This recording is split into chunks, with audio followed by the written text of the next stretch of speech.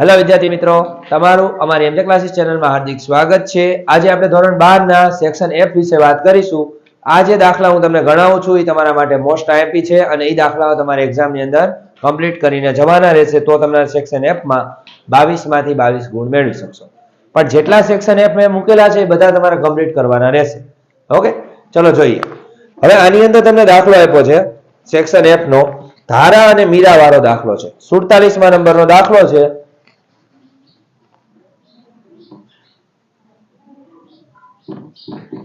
ચલો જોઈએ અંદર। ધારા અને મીરા ત્રણ જે બેના પ્રમાણમાં નફા નુકસાન વહેંચતા ભાગીદારો છે તેમની ભાગીદારી પેઢીના વાર્ષિક હિસાબો નીચે પ્રમાણે છે। વેપાર ખાતું અને નફા નુકસાન ખાતું તમને બનાવેલું આપ્યું છે, જે તમારે ફરીથી બનાવવાનું છે। પછી તમને સામે પાકું સર્વે આપ્યું છે, એ પણ તમારે ફરીથી બનાવવાનું। તો પહેલા આપણે આની એન્ટ્રી દઈ દઈએ। હવાલાઓ પહેલા ટીક કરશું આપણે। તો હવાલાઓ જોઈએ। મૂડી પર તમારે કેટલા ટકા વ્યાજ ગણવાનું? 5%। તો મૂડી પર ટીક કરી નાખો। મકાન ઉપર 10%, તો મકાન ઉપર ટીક કરી નાખો। પગાર ઉપર પગારના અગાઉથી ચૂકવેલ છે, તો પગાર તમને આપ્યો છે વેપાર ખાતામાં, નફા નુકસાન ખાતામાં, એમાં ટીક કરી નાખો। ત્યારબાદ રોકાણોનું વ્યાજ 800 રૂપિયા મળવાનું બાકી છે, ઈ આની ટીક કરી નાખો। ખાલખાત અનામત 1200 રાખવાની છે, જે દેવાદારોને અસર કરે એના ઉપર ટીક કરી નાખો। ઉધાર ખરીદી 1600 નોંધવાની બાકી છે, જે ખરીદી અને કોને અસર કરે? લેણદારો। રેડી? ચલો આપણે શરૂઆત કરીએ। પહેલા આપણે બધી જ એન્ટ્રી વારા ફરતી વારા મૂકી દઈએ। જેના ઉપર હવાલો છે એ રકમ અંદર રાખશું, બાકી બધી બહાર કાઢ નાખશું। રેડી? તો સૌથી પહેલું કામ, જો એન્ટ્રી નો દીધી હોય ને પહેલા શું કરવાની તમને કહી દઉં કે તમારે કાંઈ ખાલખાતું ફોર્મેટ ગાળ નાખવાનું છે નફા નુકસાન ખાતામાં। તો આપણે ગાળી નાખીએ। ખાલખાત કાચા સરવૈયાની પ્લસ ખાલખાત હવાલાની પ્લસ ખાલખાત અનામત હવાલાની માઇનસ ખાલખાત અનામત કાચા સરવૈયાની, આ ફોર્મેટ યાદ રાખવાનું। હવે એના પછી તમને શું આપેલું છે? તો વેચેલ માલની પડતર। તો વેચેલ માલની પડતર એટલે શું થાય? તમારી ખરીદી થાય। જે તમે માલ વેચ્યો છે એ તમને કેટલામાં પડ્યો છે તે। તો વેચેલ માલની પડતરની ઉધાર બાકી છે, એટલે ક્યાં આવશે? વેપાર ખાતાની ઉધાર બાજુ। તમને ખરીદ પરત કેવું આપેલું છે કે નહીં આપણે જોઈ લઈએ। ના, આપ્યું નથી, પણ ખરીદી ઉપર હવાલો છે ને, તો આપણે રકમ અંદર રાખવી પડશે। અહીં લખીએ વેચેલ માલની પડતર।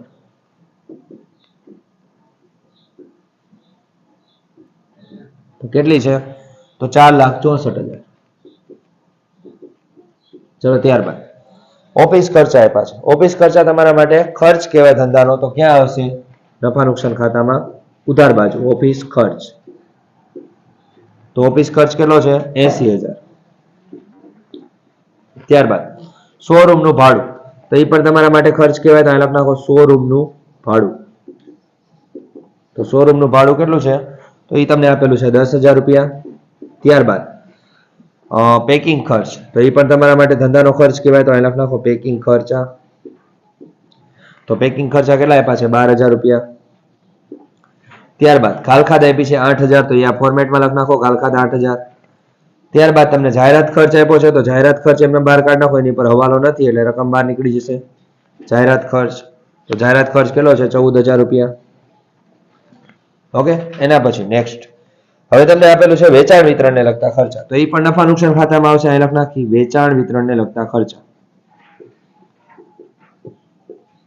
તો એ રકમ કેટલી છે? તો એ તમને આપેલી છે 20,000। ત્યારબાદ નાણાકીય ખર્ચ 6,000 રૂપિયા, એ પણ અહીંયા જ આવશે। નાણાકીય ખર્ચા 6,000 રૂપિયા। ત્યારબાદ પરચુરણ ખર્ચા 16,000 આપ્યા છે, તો અહીં લખ નાખી પરચુરણ ખર્ચા કેટલા? 16,000। ત્યારબાદ પગાર આપ્યો છે, તો પગાર ઉપર હવાલો છે, તો પગાર આપણે અહીંયા રાખીએ। નફા નુકસાન ખાતું મેં બનાવ્યું છે, પગાર આપણે અંદર રાખીએ। પગાર કેટલો છે? તો પગાર તમને આપ્યો છે 8,000। પછી તમને આપ્યું છે કરવેરા અને વીમો, એની પર હવાલો નથી, રકમ બહાર કાઢ નાખો કરવેરા અને વીમો। તો એની રકમ કેટલી છે? 2,000 રૂપિયા। ત્યારબાદ ચોખ્ખો નફો આપ્યો છે, તો ચોખ્ખા નફાનો કોઈ ઉપયોગ કરવાનો નહીં। શું કામ? કેમ કે તમે ફરીથી વાર્ષિક હિસાબ બનાવો છો, તો ફરીથી એનો ચોખ્ખો નફો મળશે તમને નવો। ચલો આગળ, હવે વેચાણ આપ્યું છે, તો વેચાણ ક્યાં આવશે? વેપાર ખાતા જમા બાજુ। તો એની પર આપણે હવાલો છે કે નહીં જોઈ લઈ, જો ન હોય તો આપણે બહાર કાઢ નાખીએ। તો વેચાણ ઉપર એક હવાલો અસર કરે છે? નથી કરતો, તો એમને બહાર કાઢ નાખો 7,84,000। 7,84,000। ઓકે, ચલો એના પછી નેક્સ્ટ હવે પૂછે પરચુરણ આવક અને ખાલખાત પરત, તો એ બંને તમારી આવક કહેવાય, તો એ લખ નાખો નફા નુકસાન ખાતામાં પરચુરણ આવક। અને ઘાલ ખાત પરત. તો પરચુરણ આવક તમારી કેટલી હતી? 7,000 અને ઘાલ ખાત પરત તમારી કેટલી છે? 1,000 રૂપિયા. રેડી? હવે શું આપ્યું છે? સામેની સાઈડ જુઓ. ચલો મૂડી આપી છે. તો મૂડીમાં શું કરવાનું તમારે બધાને? તો મૂડી ક્યાં આવશે? તો મૂડી ખાતાની જમા બાજુ. તો અહીં તારીખ લખાવો. તારીખ કઈ હતી? 31/3/2023. તો 1/4/2022 અહીં લખવાનું. બાકી આગળ લાવી. કાઉન્સમાં લખી શકો શરૂની મૂડી. તો કેટલી છે? તો પેલાની 1,60,000 અને બીજાની કેટલી છે? 1,20,000. તો અહીં આપણે લખ નાખીએ 1,60,000 અને 1,20,000. ત્યારબાદ ઉપાડ આપ્યો છે તો ઉપાડ લખ નાખી 31/3/2023 ઉપાડ ખાતે. તો એની રકમ તમને કેટલી આપી છે? એકની 48,000 છે ને એકની છે 24,000. તો અહીંયા આપણે 48,000 લખ નાખી અને અહીંયા આપણે 24,000 લખ નાખી. ત્યારબાદ તમને લેણદારો આપ્યા છે અને દેવી હુંડી આપી છે. તો લેણદારોને અસર કરે છે ખરીદીનો હવાલો, એટલે અંદર રાખવાના લેણદારો. તો અહીંયા આપણે લખીએ લેણદારો. લેણદારો કેટલા છે? તો 32,000 છે. અને તમને દેવી હુંડી આપી છે કેટલી? 8,000. તો અહીંયા આપણે દેવી હુંડી લખ નાખી 8,000. ચલો હવે સામેની સાઈડ બિન ચાલુ મિલકતો. તો ચલો બિન ચાલુ મિલકતો આપણે લખ નાખી બિન ચાલુ મિલકતો. તો બિન ચાલુ મિલકતોની અંદર સૌથી પહેલા કઈ આપી છે? તો કાયમી મિલકત. જેની અંદર આપી છે બિન ચાલુ કાયમી મિલકતો છે. તો ચલો એની અંદર પેલા આપ્યું છે મકાન. તો મકાન ઉપર હવાલો છે તો અંદર રાખો રકમ કેટલી છે? 2,40,000. તો મકાન છે 2,40,000. ત્યારબાદ છે પ્લાન્ટ અને યંત્રો. એના ઉપર હવાલો નથી, રકમ બહાર કાઢ નાખો 20,000. તો અહીં લખ નાખીએ આપણે પ્લાન્ટ અને યંત્રો કેટલા આવશે? 20,000. ત્યારબાદ છે ફર્નિચર 20,000. તો એના ઉપર હવાલો નથી, રકમ બહાર કાઢ નાખો ફર્નિચર 20,000. ત્યારબાદ રોકાણો આપ્યા છે. તો રોકાણો ઉપર હવાલો નથી, મળવાનું બાકી છે, એમને બહાર કાઢો તો યાર. રોકાણો કેટલા છે? 24,000. ચલો ત્યારબાદ છે ચાલુ મિલકતો. ચાલુ મિલકતો બધી આપણે અહીં લખી નાખો. અહીં લખીએ ચાલુ મિલકતો. તો એની અંદર જુઓ તમે તો પેલા તમને રોકડ શિલક આપી છે જે છે 10,000. રોકડ શિલક 10,000 રૂપિયા. ત્યારબાદ છે બેંક શિલક 25,000. બેંક શિલક 25,000. ત્યારબાદ છે લેણી હુંડી 5,000. તો લેણી હુંડી છે 5,000. ત્યારબાદ છે દેવાદારો. તો દેવાદારો ઉપર હવાલો છે, રકમ અંદર રાખો. દેવાદારો કેટલા છે? 56,000. ચલો અહીંયા તમારી બધી જ એન્ટ્રી મેં દઈ દીધી છે. ચેક કરી લેજો. ન સમજાય તો તમે મને કોમેન્ટ્સમાં જણાવી શકો છો. ચલો હવે આપણે શરૂઆત કરી હવાલાની. ઓકે, ચલો પહેલો હવાલો. પેલા હવાલામાં કીધું મૂડી પર તમારે 5% વ્યાજ ગણવા. તો આપણે મૂડી પર 5% વ્યાજ ગણી. અહીંયા આપણે મૂડી પર વ્યાજ છે 31/3/2023. અહીં લખવાનું મૂડી પર વ્યાજ. હવે આના 5% કરો તો 1,60,000 છે. તો એના 10% એટલે 16,000 થાય ને 5% એટલે 8,000 થશે. 1,20,000 ના 5% એટલે કેટલા થાય? 6,000 રૂપિયા. રેડી? હવે આની બીજી અસર દઈ દેવાની કે આ નફા નુકસાન ફાળવણી ખાતામાં દો. જો નફા નુકસાન ફાળવણી ખાતામાં ન દેવી હોય આપણે ચેક કરી લઈએ કોઈ બીજી અસર આવે છે? નથી આવતી. તો નફા નુકસાન ફાળવણી ખાતું ન બનાવો ને તોય ચાલે, એનાથી કોઈ ફેર પડતો નથી. આમાં ન દો ને એની જગ્યાએ ડાયરેક્ટ તમે નફા નુકસાન ખાતામાં દો તોય ચાલે. તો આપણે આની અસર ડાયરેક્ટ નફા નુકસાન ખાતામાં લખ નાખી. અહીં લખ નાખી મૂડી પર વ્યાજ. બંનેનું લખ નાખી. તો બંનેનું કેટલું છે? તો પેલાનું તમને આપ્યું હતું નામ શું છે? ધારા અને મીરા. તો અહીં લખ નાખ્યું ધારા અને મીરા. તો ધારાનું કેટલું છે અને મીરાનું કેટલું છે? તો ધારાનું છે 8,000 અને મીરાનું છે 6,000. એટલે રકમનો સરવાળો કરો એટલે કેટલા આવશે? 14,000. ચલો આપણે નફા નુકસાન ફાળવણી ખાતું પૂછી નાખીએ, એની કોઈ જરૂર છે નહીં.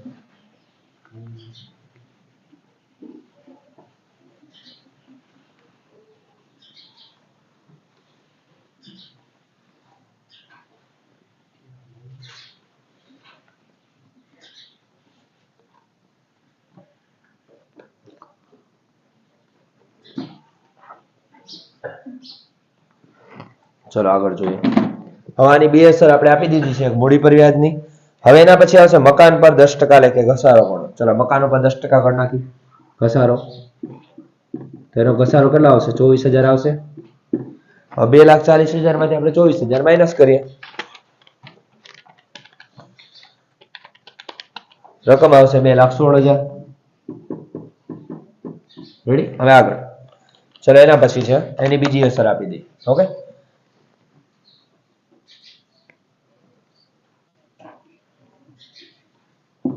અહીંયા આપણે લખ નાખી મકાન પર ઘસારો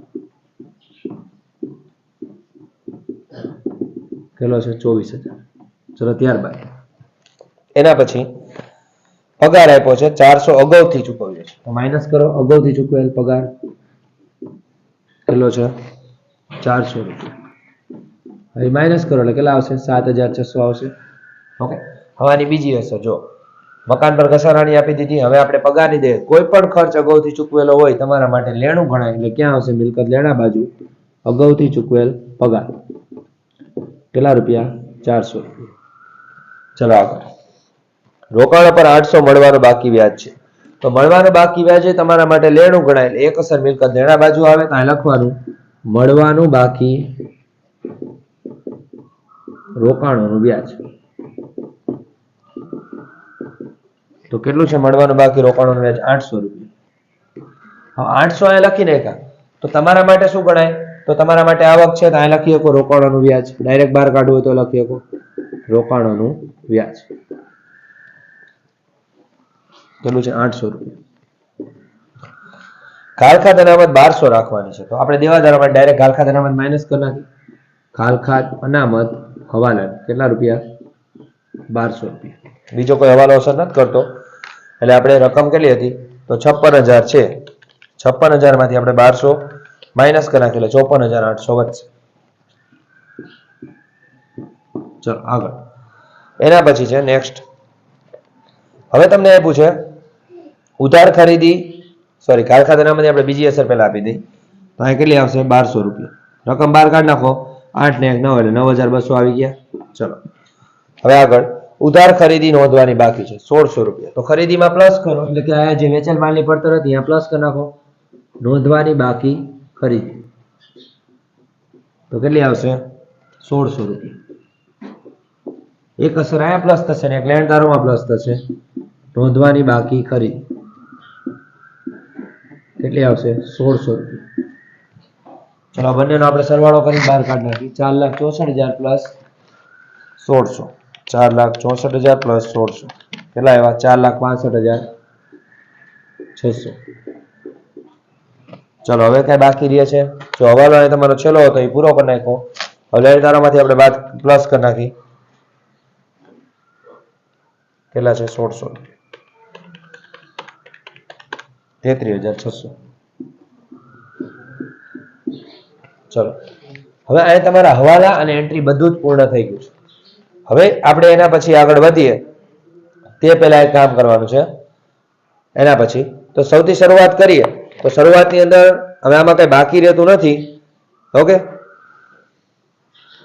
ચલો હવાલા બાકી નથી રહેતા તો આપણે શરૂઆત કરીએ કાચા નફાની. તો પહેલા આપણે કાચો નફો ગોતી નાખીએ તો તમને વેચેલ માલની પડતર એટલે કે વેચાણ કેટલું આપ્યું તો 7,84,000 સરવાળો થાય છે એમાંથી આપણે માઇનસ કરી 4,65,600 એટલે કેટલા આવ્યા 3,18,400. એટલે આપણે આનો સરવાળો કરી નાખી 7,84,000 એમાંથી આપણે માઇનસ કરીએ એટલે આપણે રકમ કેટલી 3,18,400. અહીં લખ નાખી કાચો નફો 3,18,400. ચલો આનો સરવાળો કરી નાખી 7,84,000. ઓકે હવે આ રકમને આપણે અહીં લઈ જઈશું કાચો નફો કેટલો છે 3,18,400. રેડી? હવે એનો સરવાળો કરીએ આપણે જમા બાજુનો પ્લસ 7,000 પ્લસ 1,000 પ્લસ 800 એટલે કે 3,27,200. આ બાજુનો સરવાળો 3,27,200 થયો. હવે એમાંથી આપણે ઉધાર બાજુની રકમ બધી માઇનસ કરી 80,000 minus 10,000 minus 12,000 minus 14,000 sorry minus 14,000 minus 9,200 minus 20,000 minus 6 sorry ફરીથી એકવાર 3,27,200 માંથી 80,000 માઇનસ કરીએ minus 10,000 minus 12,000 minus 14,000 minus 9,200 minus 20,000 minus 6,000 minus 16,000 minus 7,600 minus 2,000 minus 14,000 minus 24,000 1,12,400. Okay, આ શું મળ્યું તમારો ચોખ્ખો નફો.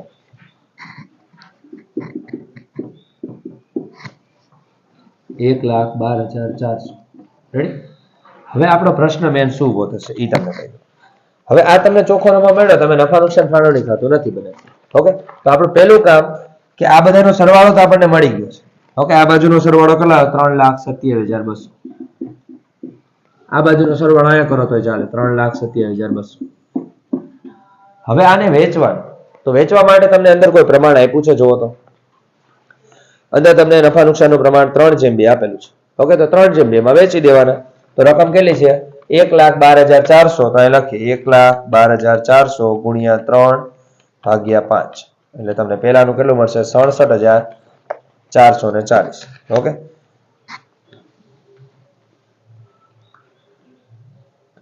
અહીં આપણે લખી નાખીએ 67,000. નામ શું લખશું? પેલા ધારા અને મીરા. 67,440 રૂપિયા. હવે 1,12,400 ગુણ્યા 2/5 કેટલા આવ્યા? 44,960 રૂપિયા. રેડી? હવે આ જે રકમ આવી એને આપણે મૂડી ખાતામાં લઈ જઈએ. એટલે કે આ બે રકમ અહીંયા છે તો ક્યાં આવશે? મૂડી ખાતા જમા બાજુ થાય લખવાનું 31/3/2023. શું આવશે? વહેંચણી પાત્ર નફો. તો એની રકમ આવી છે 67,440 રૂપિયા, 44,960 રૂપિયા. રેડી? હવે આપણે સરવાળો કરી ધારાનો. ચલો, 1,60,000 પ્લસ 8,000 પ્લસ 67,440 એટલે કેટલા આવ્યા? 2,35,440. આનો સરવાળો આવ્યો 2,35,440. હવે એમાંથી ઉધાર બાજુની રકમ એટલે કે ઉપાડ માઇનસ કરી નાખીએ એટલે કેટલા આવ્યા? 48,000. 1,87,440. રેડી?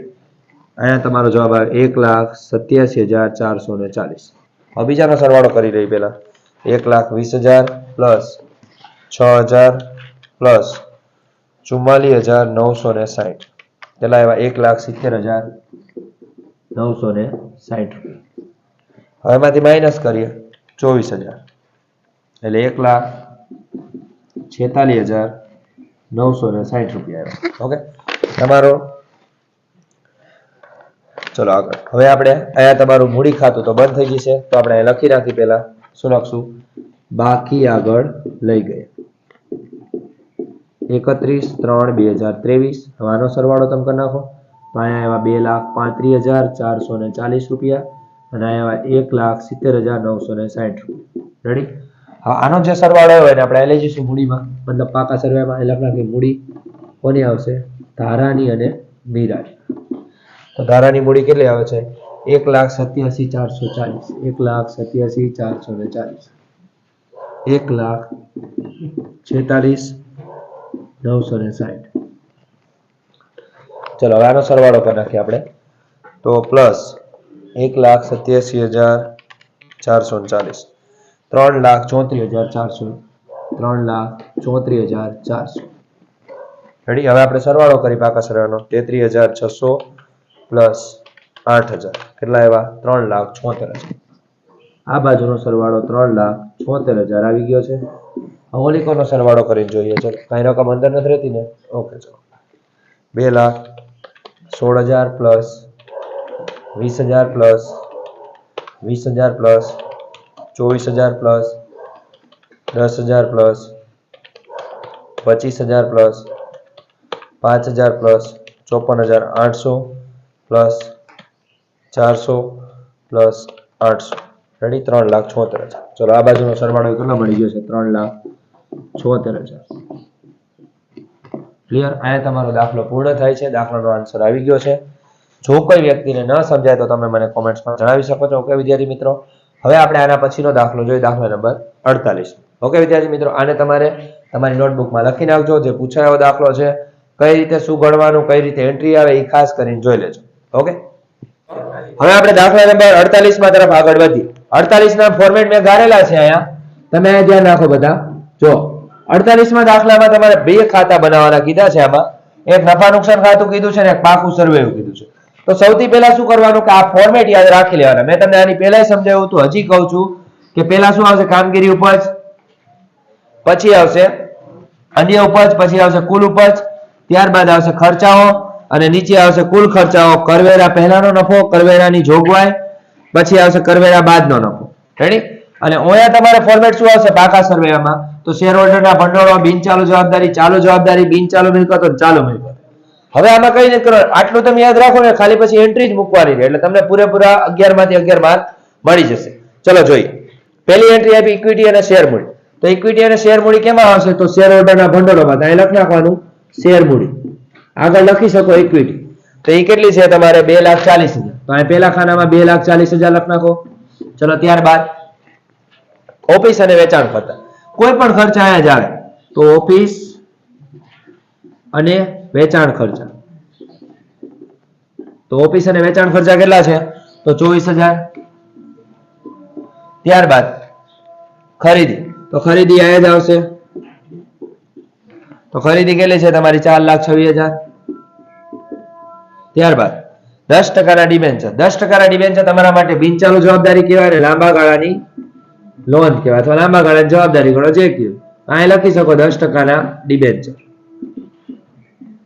એની રકમ બહાર કાઢ નાખો, કેટલી છે, તો 1,20,000. ચલો ત્યારબાદ છે વેચાણ. તો વેચાણ અહીંયા આવશે અન્ય ઉપજમાં. તો આપણે વેચાણ લખ નાખી, મતલબ કામગીરી ઉપજમાં, સોરી, 9,60,000. ઓકે, ચલો એના પછી સોફ્ટવેર આપ્યા છે. સોફ્ટવેર તમારી અદ્રશ્ય મિલકત ગણાય.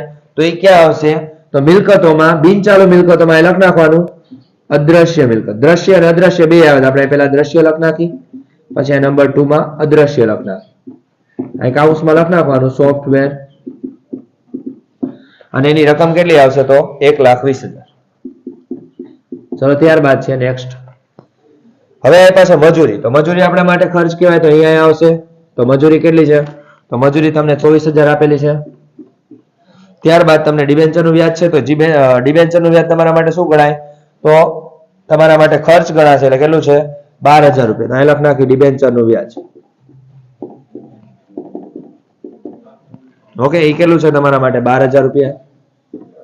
ત્યારબાદ છે પગાર. પગાર એ તમારા માટે ખર્ચ ગણાય. તો પગાર કેટલો છે, 3 લાખ રૂપિયા. ત્યારબાદ તમને બેંક ઓવરડ્રાફ્ટ આપ્યું. બેંક ઓવરડ્રાફ્ટ તમારા માટે જવાબદારી ગણાય, પણ કેવી જવાબદારી, ટૂંકા ગાળાની, કે તમારે 1 વર્ષની અંદરમાં ચૂકવવાની છે. તો અહીં તમે લખી શકો ટૂંકા ગાળાની જોગવાઈ લખો તોય ચાલે અને જવાબદારી લખો તોય ચાલે. કાઉન્સમાં લખ નાખો બેંક ઓવરડ્રાફ્ટ અને એમને બહાર કાઢ નાખો તોય ચાલે. રેડી? તો રકમ કેટલી છે, 14,400. ત્યારબાદ જમીન મકાન. તો તમારી દ્રશ્ય મિલકત ગણાય. તો આ લખ નાખવાનું જમીન મકાન. તો જમીન મકાન કેટલું છે, તો 2,28,000. ત્યારબાદ શરૂઆતનો સ્ટોક છે. તો શરૂઆતનો સ્ટોક ની કઈ બાકી હોય, ઉધાર બાકી. તો એ તમને આપેલો છે. તો શરૂઆતનો સ્ટોક અને નીચે હવાલામાં આખો સ્ટોક આપ્યો. તો શું કરવાનું, અહીંયા આપણે કરી શકીએ શરૂનો સ્ટોક માઇનસ આખો સ્ટોક કરો, એટલે રકમ તમને જે મળે ને બહાર કાઢવાની. તો જો શરૂઆતનો સ્ટોક તમારી પાસે 36,000 નો, આખો સ્ટોક હવાલામાં આપ્યો છે 42,000, એટલે 4 ને 2 6,000. પણ કેવા આવે, માઇનસ. તો માઇનસ આવે તો કાઉન્સમાં 6,000 રૂપિયા લખી નાખવાના. ત્યારબાદ છે મળેલો વટાવ. તો આવક ગણાય. તો અહીંયા અન્ય ઉપજમાં લખ નાખવાનું મળેલ વટાવ. તો એની રકમ કેટલી છે, તો 15,600. ઓકે, અહીં લખ નાખી 15,600. ચલો વિદ્યાર્થી મિત્રો, હવે આપણે મળેલ વટાવ લખ નાખ્યો 15,600. હવે એના પછીની એન્ટ્રી છે દેવાદારો. તો દેવાદારો તમારા માટે ચાલુ મિલકત ગણાય. તો અહીંયા તમે લખી શકો વેપારીના લેણા. વેપારીના લેણા. અહીંયા કાઉન્સમાં લખ નાખવાના દેવાદારો. તો દેવાદારોની રકમ કેટલી છે તમને, 1,80,000 આપી. સમજાણું? ચલો આગળ નેક્સ્ટ. હવે એક હવાલો તો આપણે આખો સ્ટોકનો કરી નાખ્યો છે, એની અસર આપણે અહીંયા દઈ દીધી હતી.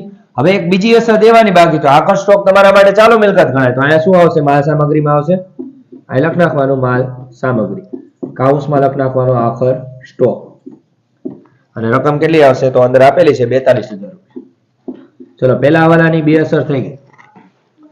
હવે બીજા હવાલાની બે અસર દેવા માટે શું કરવાનું તો સૌથી પહેલા આપણે નફા નુકસાન ખાતું બંધ કરશું. જેમાં કરવેરાની જોગવાઈ 50% છે તો કરવેરાની જોગવાઈ આપણને ડાયરેક્ટ ન મળે. પહેલા તમે નફા નુકસાન ખાતું બંધ કરો પછી જ હવાલાની રકમ મળશે. તો ચલો સરવાળો કરી 9,60,000 પ્લસ 15,600 એટલે કુલ આવકો તમારી 9,75,600 મળી ગઈ. હવે આપણે ખર્ચાઓનો સરવાળો કરીએ તો 24,000 plus 4,26,000 plus 24,000 plus 12,000 plus 3 lakh minus 6,000 3,78,000 7,78,000 80,000. ચલો હવે તમને આનો સરવાળો મળી ગયો છે. હવે બંનેની આપણે બાદ બાકી કરીએ તો માઇનસ 9,75,600 1,95,600 આવશે. કરવેરા પહેલાનો નફો તમને મળી ગયો છે કેટલો આવશે 1,95,600. હવે એના 50% કરવેરા જોગવાઈ હતી તો આના 50% કરો તો આના 50% કેટલા થાય તો જો એના 50% કરીએ આપણે 97,800 તો 97,800 કરવેરાની જોગવાઈ મળી ગઈ. હવે એમાંથી બાદ કરો એટલે તમારો ચોખ્ખો નફો 97,800 આવશે. સમજાણું કરવેરા બાદનો નફો. હવે પહેલા આપણે કરવેરાની જોગવાઈ અસર આપી કેટલા છે 97,800 તો આપણે અસર દઈ દઈ પછી તમારા માટે ચાલુ જવાબદારીમાં આવશે શું આવશે ટૂંકા ગાળાની જોગવાઈમાં જ આવશે. તો આની અંદર તમે લખી શકો કરવેરાની જોગવાઈ. તો કરવેરાની જોગવાઈ કેટલી આવશે તો 97,800. હવે તમારે ચોખ્ખો નફો આવ્યો ચોખ્ખા નફાની અસર એ દેવી પડશે. કેટલો તો 97,800 તો શેર હોલ્ડરના ભંડોળમાં લખવાનું અનામત અને વધારામાં શું લખવાનું છે તમારો ચોખ્ખો નફો. તો ચોખ્ખો નફો કેટલો આવશે તમારો 97,800. હવે કઈ નથી બાકી રહેતું હવાલાની અસર દઈ દીધી. હવે પાકા સરવાળાનો આપણે ટોટલ કરીને રકમ બહાર કાઢી 2,40,000 પ્લસ 97,800 રકમ કેટલી 3,37,800. હવે આપણને ડિબેન્ચરનું ચાલુ જવાબદારી આપી એમને બહાર કાઢી નાખો અથવા બિન ચાલુ જવાબદારી 1,20,000 આવશે અને આનો સરવાળો કરો તો 97,800 પ્લસ 14,400 કેટલા આવ્યા 1,12,200. હવે આનો સરવાળો કરી નાખી પ્લસ 1,20,000 પ્લસ 3,37,800 રકમ આવી 5,70,000. આનો સરવાળો તમારે 5,70,000 આવી ગયો છે. હવે નીચે હવે બિનચાલુ મિલકતોનો આપણે સરવાળો કરી 2,28,000 પ્લસ 1,20,000 કેટલા આવ્યા 3,48,000. હવે એના પછી છે નેક્સ્ટ 1,80,000 પ્લસ 42,000 કેટલા આવ્યા 2,22,000 મતલબ 2,22,000. આપણે એનો સરવાળો કરી નાખી પ્લસ 3,48,000 એટલે સરવાળો કેટલા આવ્યો 5,70,000. ચલો અહીંયા તમારો દાખલો પૂર્ણ થાય છે. જોઈ શકો તમે. જો આમાં કાંઈ પણ પ્રકારનો ડાઉટ હોય તો તમે મને ગમે ત્યારે કોમેન્ટ્સમાં જણાવી શકો છો અને ખાસ કરીને આ દાખલાની પ્રેક્ટિસ કરજો જેથી કરીને તમને 11 માંથી 11 માર્ક મળી જાય. ઓકે વિદ્યાર્થી મિત્રો, અને જો તમે અમારી ચેનલમાં નવા હોય તો એને સબસ્ક્રાઇબ કરો, લાઈક કરો અને તમારા જેવા વિદ્યાર્થી મિત્રો સુધી એને આગળ વધારો જેથી કરીને એ 22 માંથી 22 ગુણ મેળવી શકે. ઓકે વિદ્યાર્થી મિત્રો, થેન્ક યુ સો મચ. જય હિન્દ, જય ભારત.